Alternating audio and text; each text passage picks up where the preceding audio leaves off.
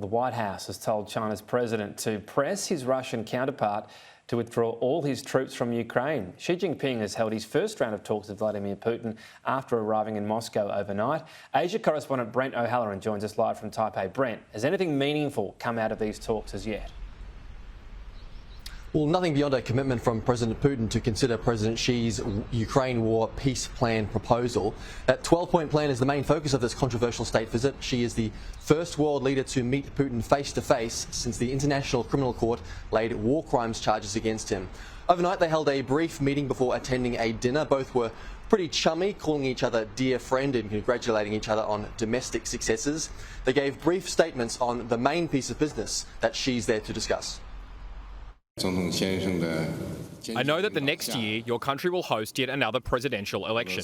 Thanks to your strong leadership, Russia has achieved significant success in reaching prosperity and well-being of the country. We have carefully studied your proposals on settling the acute crisis in Ukraine.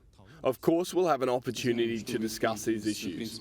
We know that you're guided by observing the principles of justice and respect for the basics of international law and undivided security for every country. You're also well aware that we're always open for the negotiation process. So that Ukraine peace proposal will be discussed in greater detail over the next 2 days. There is concern from Ukraine and the US that the conditions set would be too favourable towards Russia. Russian forces hold around 17% of Ukrainian territory at the moment after invading more than a year ago. The White House says Xi needs to be more forceful with his dear friend. But we are concerned that instead, China will reiterate calls for a ceasefire that leaves Russian forces inside Ukraine's sovereign territory. Now, any ceasefire that does not address the removal of Russian forces from Ukraine would effectively ratify Russia's illegal conquests.